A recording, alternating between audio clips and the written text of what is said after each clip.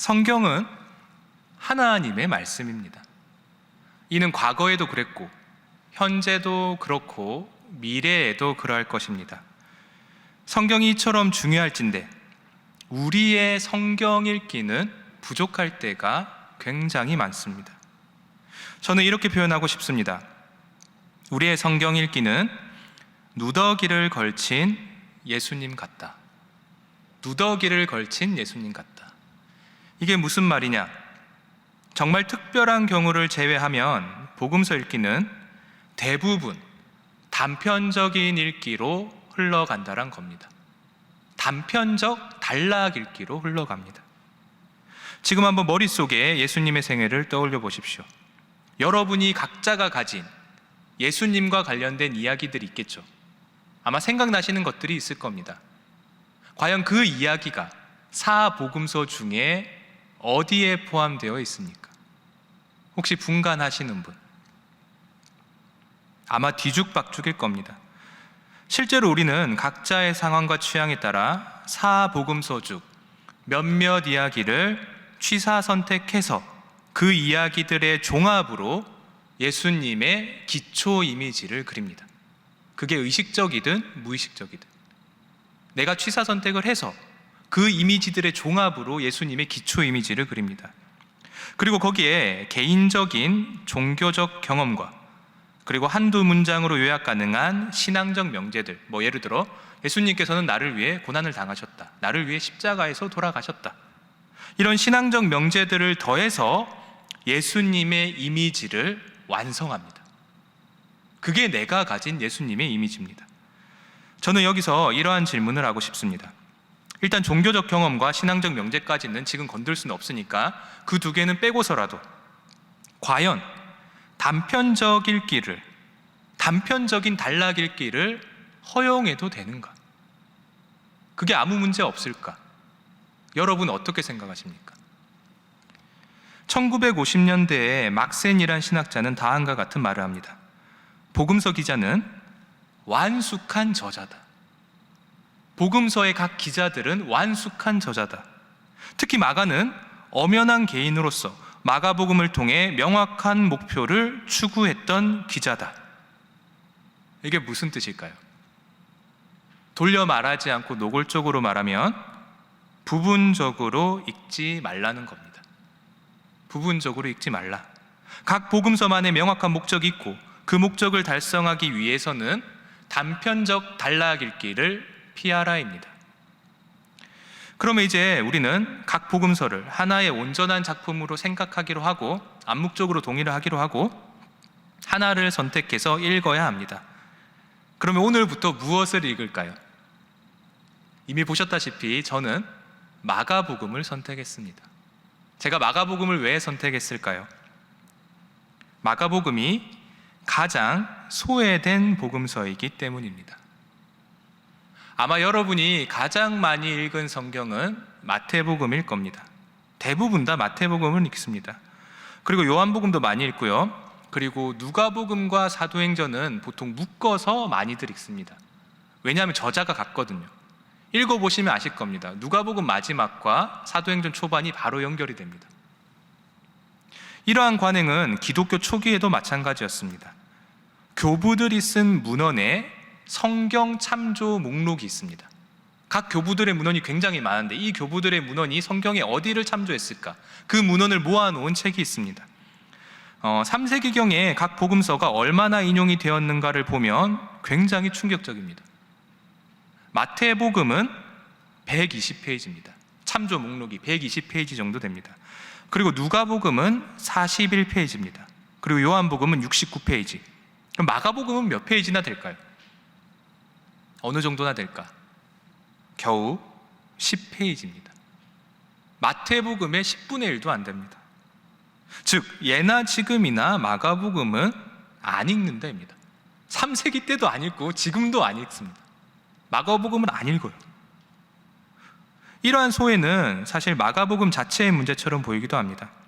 마가복음을 읽어보신 분이면 동의를 할 겁니다. 과거의 신학자가 마가복음을 뭐라고 했냐면 이렇게 말합니다.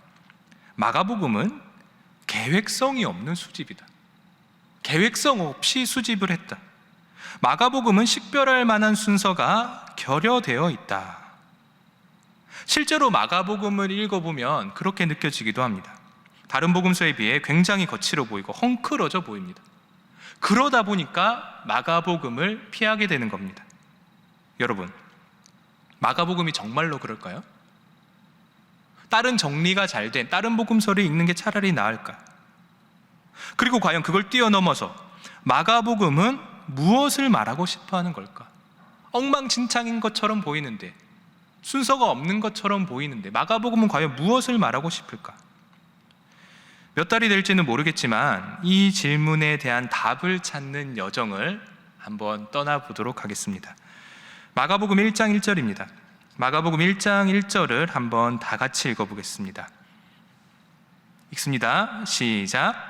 하나님의 아들 예수 그리스도의 복음의 시작이라. 아멘. 1절에서 가장 눈에 띄는 단어는 복음입니다. 복음이란 단어죠. 현대 기독교인들은 이 복음이라는 단어를 바울 서신에서 사용되는 용례로 이해를 합니다. 그러면 바울 서신에서 복음을 뭐라고 하느냐? 복음은 예수 그리스도를 선포하는 것이다라고 말합니다. 바울 서신에서. 조금 더 자세히 말하면 예수님의 순환과 죽음과 부활을 선포하는 것입니다. 요즘 말로 치면 예수님 믿으세요입니다. 왜 믿습니까? 예수님이 당신을 위해 고난 당하셨고 십자가에 못 박히셨고 결국은 부활하셨습니다. 그러니까 예수님 믿으세요. 이게 바울 서신의 이해입니다. 복음이 뭐냐? 그거란 겁니다. 그렇다면 마가복음이 쓰여졌던 1세기 당시에는 어땠을까요? 한번 상상해 보셨습니까? 마가복음이 쓰여졌던 당시에는 이 복음이란 단어를 어떻게 사용했을까? 처음에는 좋은 소식을 전달하는 자에게 주는 보상이라고 이해를 했습니다. 그리고 시간이 흘러 좋은 소식 그 자체를 뜻하게 되었습니다. 복음은 좋은 소식이다. 그러면 모든 좋은 소식이 복음일까? 그거는 아니었습니다. 1세기 당시 복음은 좋은 소식이되 황제 숭배와 연결되어 사용되었습니다.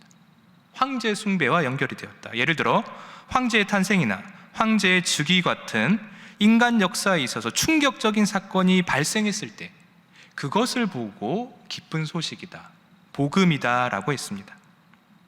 우리의 단어 이해와는 꽤 다르죠. 상당히 다릅니다. 그러면 이 질문이 남았죠.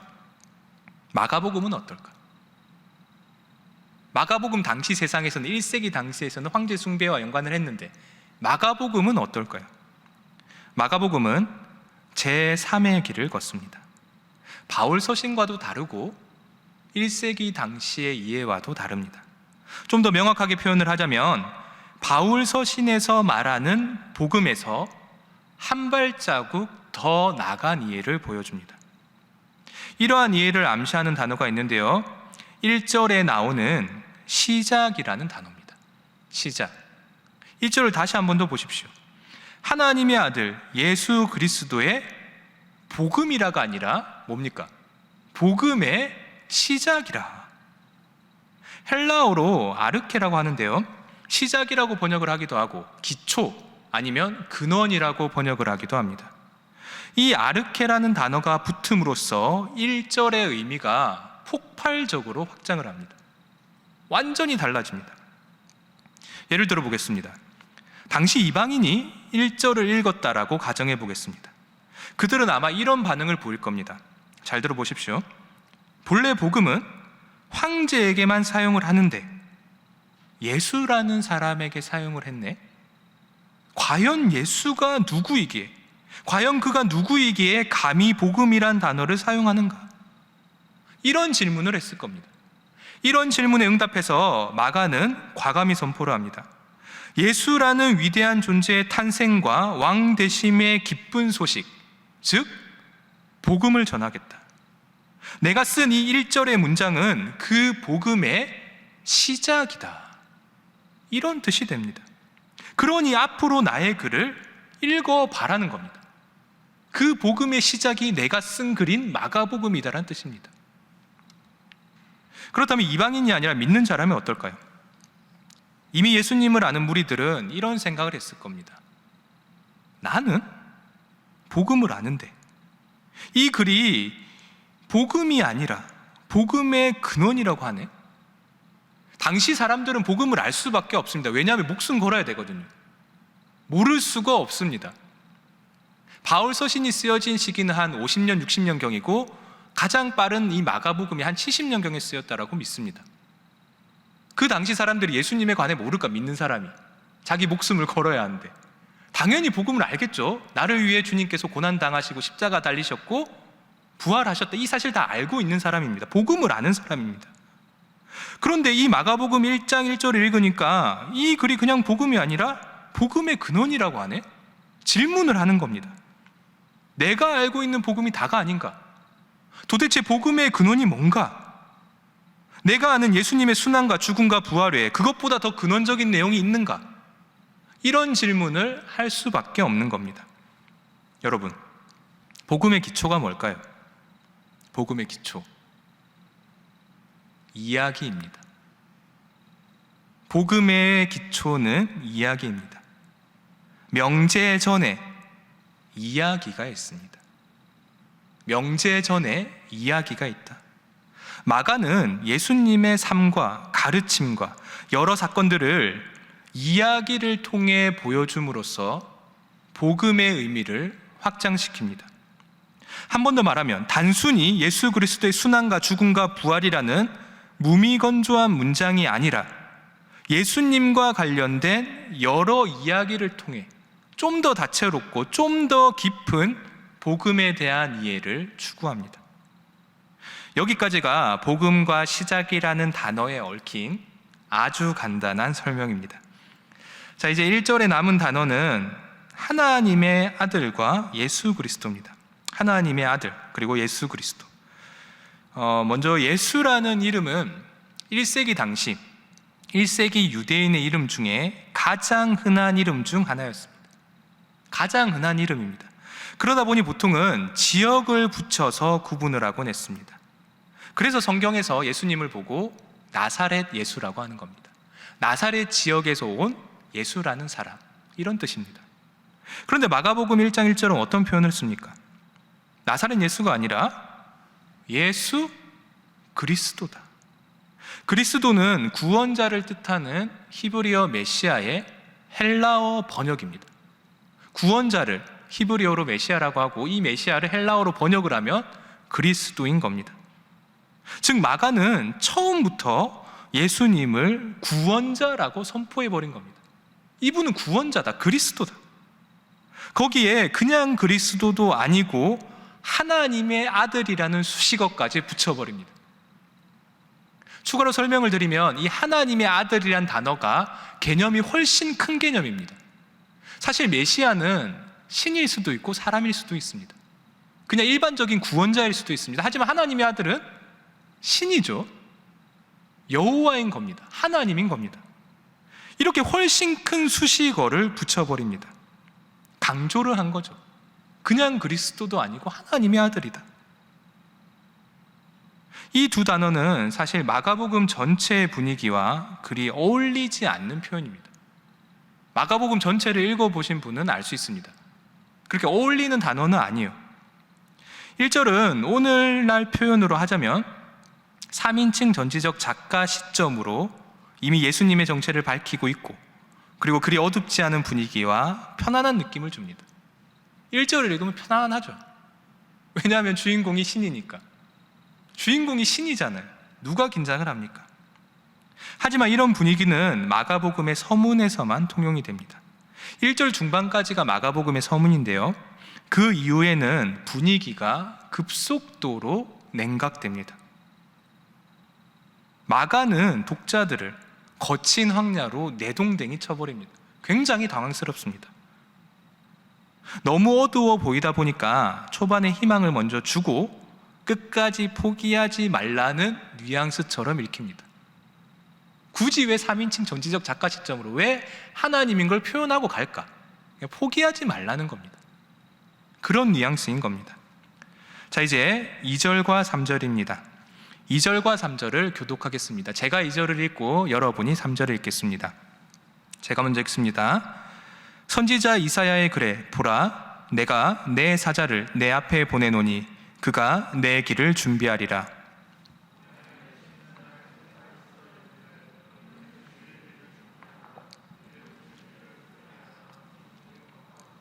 아멘. 이 2절과 3절은 1세기의 저자와 1세기의 독자만 존재하던 곳에 21세기의 독자가 침입함으로써 생기는 괴리감을 적나라하게 보여주는 구절입니다. 첫 단어부터 우리의 공감을 전혀 얻어내지 못하고 있습니다. 첫 표현이 뭡니까? 선지자 이사야의 글에. 이 표현에 대한 우리의 감상은, 여러분의 감상은 어떻습니까? 저는 읽자마자 이런 생각이 들었습니다. 그게 뭔데? 어쩌라고? 선지자 이사야의 글에. 이거에 대한 우리의 감상은 그다지 그렇게 대단하게 생각하는 것도 아니고 별 감상이 없습니다. 구약을 열심히 읽는 사람조차도 당장 이사야서에 대해 말해보라고 하면 난감해할 겁니다. 그만큼 괴리감이 큰 본문입니다. 그래서 이 2절과 3절은 현대인에게 굉장히 복잡한 부분이고 알아볼 게 많은 본문입니다. 다 할 수는 없고요. 아주 거칠고 간단하게만 정리해 보겠습니다. 이 2절과 3절의 말씀은 단순히 이사야서의 인용이 아닙니다.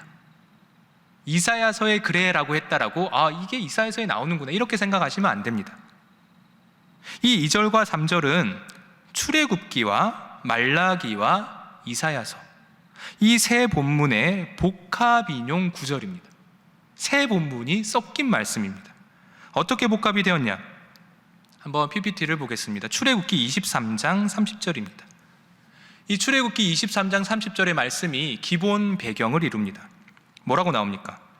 내가 사자를 내 앞서 보내어 길에서 너를 보호하여 너를 내가 예비한 곳에 이르게 하리니. 이렇게 나옵니다. 내가 너를 예비한 곳. 예비한 곳이 어딜까요? 가나안 땅입니다. 요즘 말로 치면 파라다이스인 겁니다. 그 파라다이스에 내가 예비한 곳에 이르게 하겠다입니다. 그러면 어떻게 그 예비한 곳으로 인도하실까? 그게 말라기 3장 1절 초반에 나옵니다. PPT를 한번 보겠습니다. 말라기 3장 1절 초반입니다. 이렇게 나옵니다. 만군의 여호와께 이르노라, 보라, 내가 내 사자를 보내리니 그가 내 앞에서 길을 준비할 것이요. 내 앞에서 길을 준비할 것이다. 누가? 여호와의 사자가. 여호와의 사자가 앞서 길을 준비한다라고 하십니다. 그러면 어떤 방식으로 준비할까요? 준비하는 방식이 많잖아요. 그게 바로 이사야서 40장 3절에 나옵니다. 이것도 한번 PPT를 보겠습니다. 이렇게 나옵니다. 외치는 자의 소리여 이르되 너희는 광야에서 여호와의 길을 예비하라. 사막에서 우리 하나님의 대로를 평탄하게 하라. 광야의 외침입니다. 광야의 외침. 여호와의 길을 예비하라. 이 세 구절이 종합적으로 합쳐져서 오늘 본문인 2절과 3절이 만들어집니다. 가나안 땅으로 상징되는 땅, 즉 여호와가 우리를 위해 준비한 그 땅으로 그가 이끄실 건데 사자가 그 길을 예비할 것이고 그 사자는 광야에서 외칠 거다. 굉장히 독특하죠. 굉장히 독특한 메시지입니다. 그럼 우리에게는 이런 질문이 생깁니다. 이스라엘 사람들은 왜 이런 말씀을 붙잡았을까? 왜 이런 독특한 말씀을 가슴속에 간직하고 있었을까? 여러분도 아시다시피 예수님 당시 이스라엘은 참 힘든 상황이었습니다. 로마의 압제하에 있었고 거기에 말라기서에서 나오듯이 하나님의 말씀을 전하는 선지자조차 수백 년간 대가 끊긴 상황이었습니다. 굉장히 힘들죠. 딴 나라의 지배를 받고 있고 그리고 하나님의 말씀을 듣고 싶은데 말씀을 전하는 선지자조차 없습니다. 이런 힘든 상황 속에서 이스라엘이 어떻게 하냐? 이사야서 40장에서 55장의 말씀을 붙잡습니다. 요즘식으로 표현을 하면 제2 이사야를 붙잡습니다. 이사야서 40장에서 55장을 붙잡습니다. 이 제2 이사야라고 불리는 부분은 내용이 이렇습니다. 바벨론을 떠나 광야를 지나서 시온으로 돌아가리라. 바벨론을 떠나 광야를 지나 시온으로 돌아가리라. 제2의 출애굽을 노래하고 있는 본문입니다. 이스라엘이 바벨론에 의해 멸망하였지만 언젠가는 바벨론을 떠날 것이고 첫 번째 출애굽 때처럼 광야를 지나 결국은 영광의 땅인 시온으로 돌아갈 것이다라는 말씀입니다. 정리를 하면 마가는 2절과 3절에서 구약이 예언한 선지자를 기다리며 제2 아니 제3의 출애굽을 기다리고 있는 것입니다. 이게 바로 2절과 3절의 내용입니다. 이제 4절에서 6절입니다. 4절에서 6절을 한번 교독해 보겠습니다. 제가 먼저 읽고 여러분이 읽고 6절은 함께 읽겠습니다. 제가 먼저 4절 읽습니다. 세례 요한이 광야에 이르러 죄 사함을 받게 하는 회개의 세례를 전파하니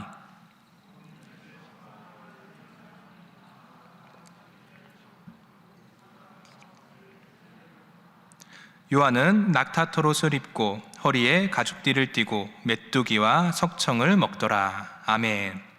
드디어 온 이스라엘이 기다리던 그 사자가 등장을 합니다. 바로 세례자 요한입니다. 이 요한의 등장은 굳이 등급으로 따지자면 1등급 종말론적 사건입니다. 비상사태입니다. 왜 그러냐? 요한이 등장했다는 것은 이제는 더 이상 이스라엘 사람들이 청중이나 독자로만 존재할 수 없다는 것을 의미하기 때문입니다. 그들은 어릴 때부터 절기 때마다 항상 이야기로만 들어왔습니다.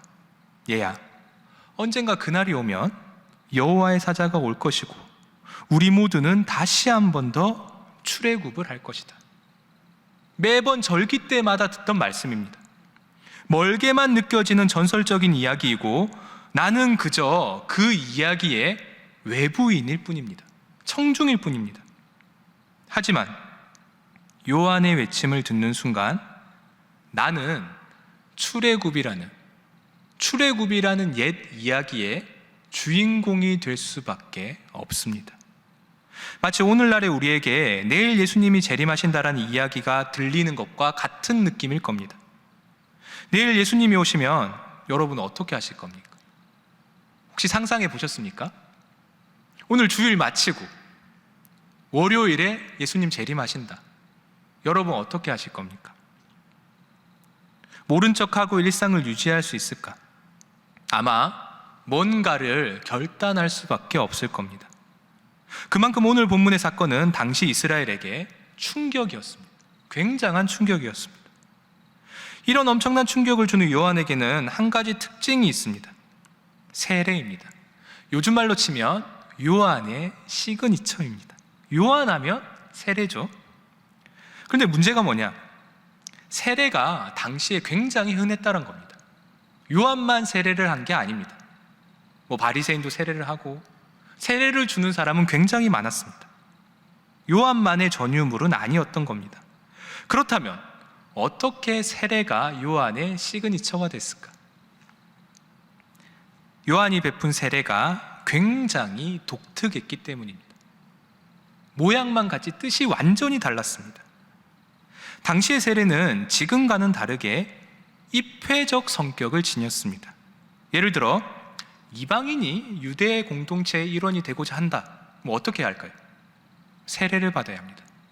그리고 당시 SNF파라는 사람들이 있는데 나 SNF파에 들어가고 싶어. 그냥 들어가는 게 아니라 세례를 받아야 SNF파에 들어가는 겁니다. 입회적 성격을 지니고 있습니다. 그런데 요한의 세례는 어떠합니까? 오늘 본문을 보시면 회개를 요구합니다. 회개해야 한다. 그리고 모든 이가 원하던 죄 사함과 연결이 되어 있습니다. 이게 지금의 우리에게는 충격적이지 않지만 당시의 유대인에게는 굉장한 충격이었습니다. 왜냐하면 나는 이미 하나님의 백성이기 때문입니다. 나 유대인인데 내가 회개를 왜 합니까? 회개를 하면 누가 해야 합니까?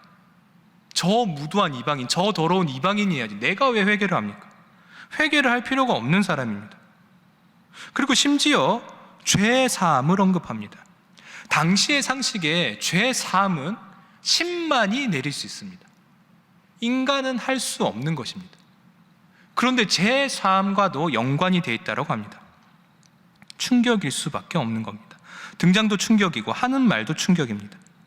이 충격의 결과가 어떨까요? 그 결과가 5절에 나옵니다. 이렇게 나옵니다. 온 유대 지방과 예루살렘 사람이 다 나아가 자기 죄를 자복하고 요단강에서 그에게 세례를 받더라. 아멘. 얼마나 충격적이었던지 사람들이 버틸 수 없었던 것 같습니다.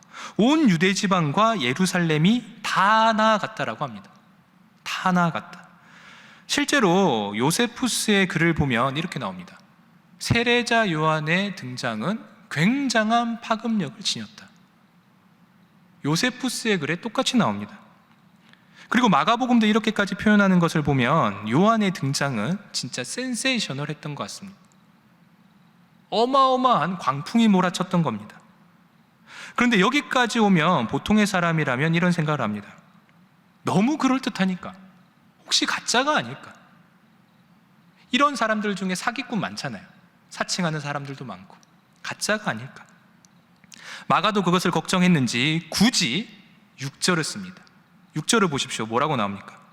요한은 낙타토롯을 입고 허리에 가죽띠를 띠고 메뚜기와 석청을 먹더라.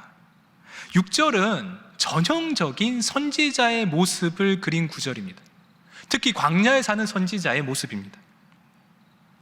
즉듯이 요한은 정말 선지자라고 표현한 구절인 겁니다. 봐라, 생긴 것도 이렇고 먹는 것도 이런데 얘가 진짜 선지자 아니면 누가 선지자겠느냐, 이런 뜻인 겁니다. 자, 이런 참된 선지자가 드디어 말하기 시작합니다. 7절에서 8절을 우리 교독해 보겠습니다. 7절을 제가 읽고 8절은 여러분들이 읽겠습니다. 그가 전파하여 이르되 나보다 능력 많으신 이가 내 뒤에 오시나니 나는 굽혀 그의 신발끈을 풀기도 감당하지 못하겠노라.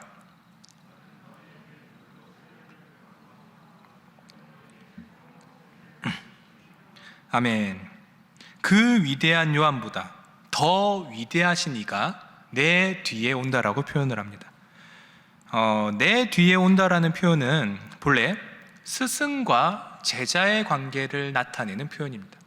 실제로 뒤에 온다라는 시간의 의미도 있지만 스승과 제자의 관계를 표현하는 글입니다. 실제로 예수님은 요한에게 세례를 받습니다. 그리고 연구를 해보면 비슷한 사상과 주장을 가지고 있습니다. 그리고 심지어 친척이죠. 예수님의 친척입니다. 진짜로 제자 출신일 수도 있는 겁니다. 제자 출신. 그래서 이러한 점을 감안하고 7절 전체를 보면 참 아이러니하면서도 묘한 모습입니다. 내 제자인데 나는 그의 신발끈을 풀기도 감당하지 못하겠노라. 굉장히 많은 것을 생각하게 만드는 구절입니다. 오늘 본문에서 사람들은 세례자 요한에게 세례를 받기 위해 요단강으로 뛰어듭니다. 요단강으로 왔다라고 하죠. 그러면 당연히 신발을 벗고 들어갔을 겁니다. 여러분, 물에 들어갈 때 신발 신고 들어가시나요? 아니죠.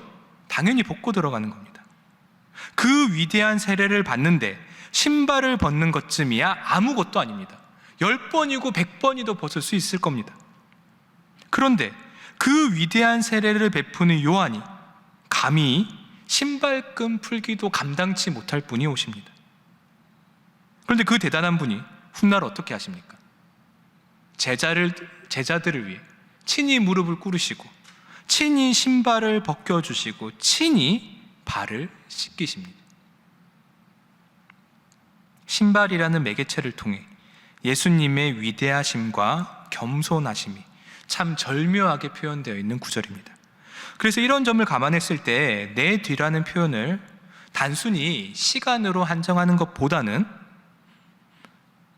제자의 관계로 이해를 한 다음에 보는 게 본문의 풍성한 의미를 드러내는 일일 겁니다. 아무튼 요한의 뒤에 오시는 이는 제자일 수도 있고요, 요한의 뒤에 오시는 이는 요한보다 훨씬 위대하신 분입니다. 그 차이가 어느 정도냐? 요한은 물로 세례를 베풀지만 그는 무려 하나님의 영, 성령으로 세례를 베푸십니다. 이 부분도 오늘 본문을 충실히 묵상하고 고민한다면 다양한 이미지가 떠오르게 됩니다. 먼저는 출애굽의 이미지가 떠오릅니다.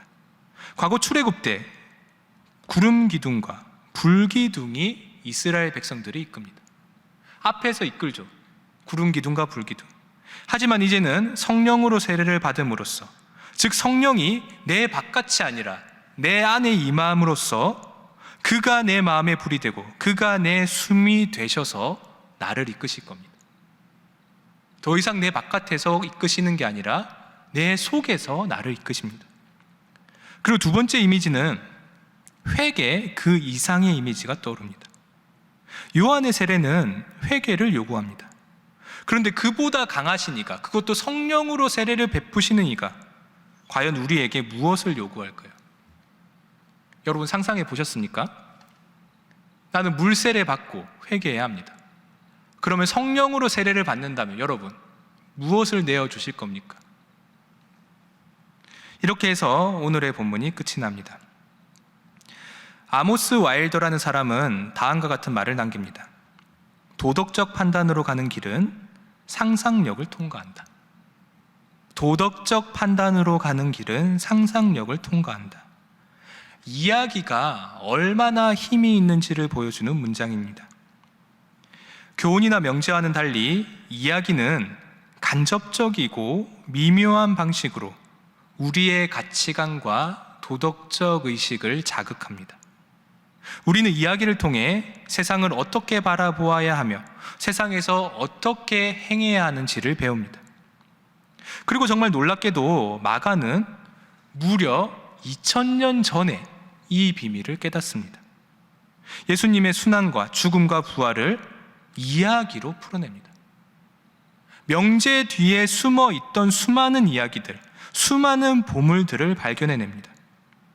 첫 길을 닦은 겁니다. 예수님을 소개할 때 단순한 명제가 아니라 이야기로 풀어내야겠구나, 복음서라는 장르를 개척해낸 것입니다. 그래서 마가복음이 있었기에 마태복음이 있을 수 있었고 누가복음이 있을 수 있었습니다. 여러분, 하나님의 아들 예수 그리스도의 복음의 근원인 이 마가복음은 이야기로서 여러분의 세계관에 도전할 것입니다. 마가복음을 읽어간다는 것은 단순한 독서 행위가 아니라 여러분의 세계관을 전복시키는 행위입니다. 여러분이 성경을 읽는 것이 아니라 마가복음이 여러분을 읽을 것입니다. 그런 의미에서 하나님의 말씀인 이 마가복음은 종종 여러분을 수세에 몰 수도 있습니다. 굉장히 난감하게 몰아세울 수도 있습니다. 이처럼 살아있는 마가복음은 여러분에게 초반부터 뚜렷하게 하나의 길을 보여줍니다. 구약이 예언한 세례자 요한이 준비한 길이요, 예수가 먼저 걸어갔던 길이요, 예수의 제자도 걸어갔던 길입니다. 그리고 그 길은 이제 여러분에게 참여를 요구합니다.